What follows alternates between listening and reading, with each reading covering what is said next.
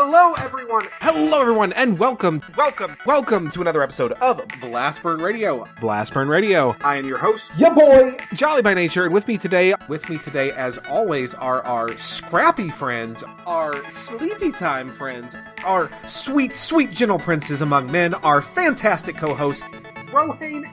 Well, my name is Rohane. I am a little confused at what's going on, but pretty excited. Celeste. Hi, I'm Celeste. I am a transgender gamer girl. And Messer Engine. So I'm Messer Engine. You can call me Mez. So we showed up because Jolly invited us to some sort of Pokemon challenge, and I told him I'd show up for our first episode here and figure out what the hell's going on. Okay, so I called you fellas here to start this show, and it wasn't just for us to wax eloquent about Pokemon. Although that's fun, and we'll be doing a lot of that. But I'm actually here to issue a challenge, or specifically, the challenge. So, gentlemen, are you at all familiar with the Nuzlocke rule set?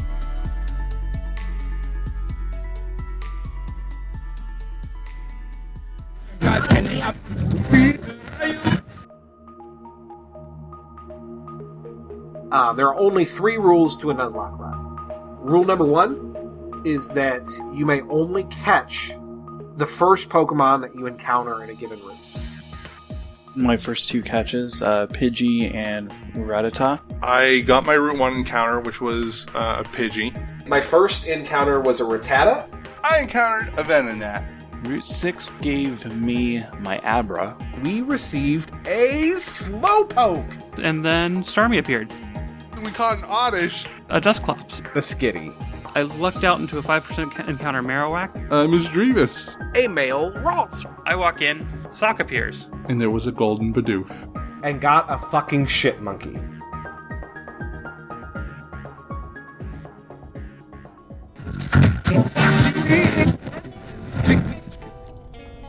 Now, rule number 2, where this gets really interesting, is if a Pokemon faints for any reason, it is considered dead.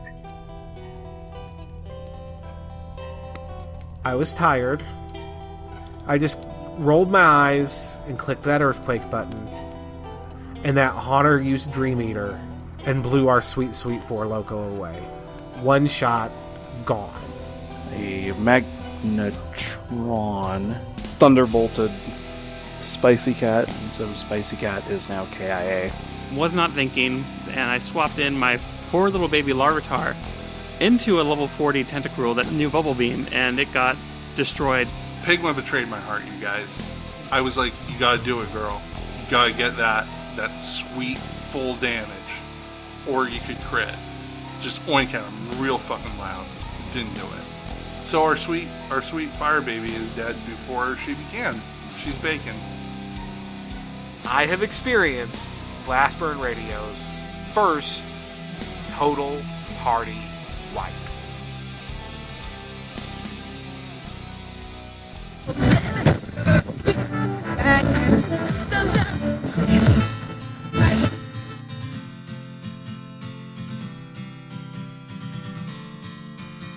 The third rule is simply that everything that you catch, you have to nickname. I know it seems kind of silly, but the nickname rule actually does make sense within the context of the rule set. The whole point of the Nuzlocke rule set is it helps foster a closeness with your team.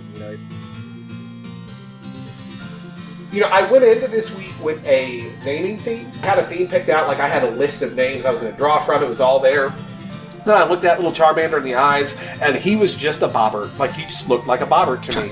And we named our Mudkip Gustav. Our boy Turtwig named Speedy. Neppy.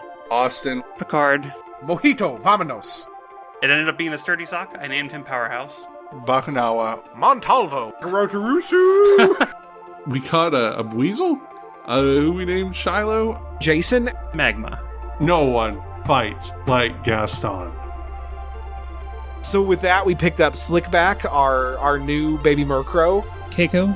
Trask, our Zubat. Our good boy, For Loco!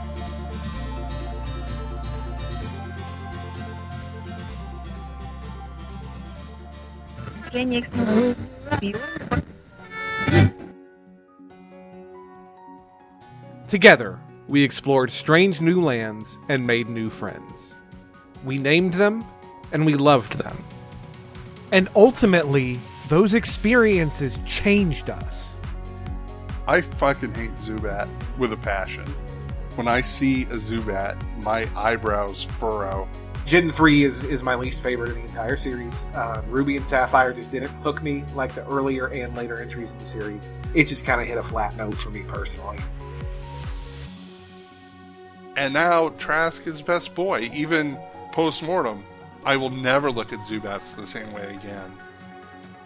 After playing through my Emerald series, well, I get it. At its best, the Hoenn region is incredibly iconic and it feels great to play in. I'm talking about places like, Route 118, where the Weather Institute is, and you first enter it and there's a thunderstorm going, and that thunder crashes, and the rain is pouring down, and the grass is way above your head. That's an experience like nothing before in Pokemon, and it gets you, or at least it gets me. I mean, realistically, here at the end, I'm glad that I got to go through and play them again, and it reminded me about everything that I love about the series. It was brutal. It was an absolute slugfest. But at the same time, I don't know that I've ever felt so accomplished just to complete a Nuzlocke. This has been a wild ride, and I honestly wouldn't trade it for anything. Like, I've learned so much, not just about Pokemon that I didn't know, or Nuzlocks, but about myself. Not only that, it sparked an interest in Pokemon that had been gone for years. And then just Nuzlocking in general, it's just so much fun. I could see myself Nuzlocking games for years to come. I also got to spend time constantly and continuously with some of my best friends. And that's also something that I will forever be grateful for. And then I finished the E4, and I feel like the fucking superstar of the fucking world. Because every time those credits roll at the end, and I go, I made it all the way from the beginning to the end. I feel so good. Now, in 2021, we're going to do it all again.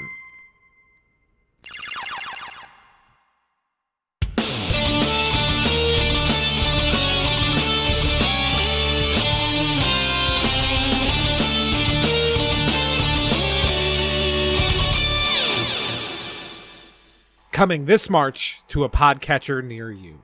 You are now listening to Blast Burn Radio.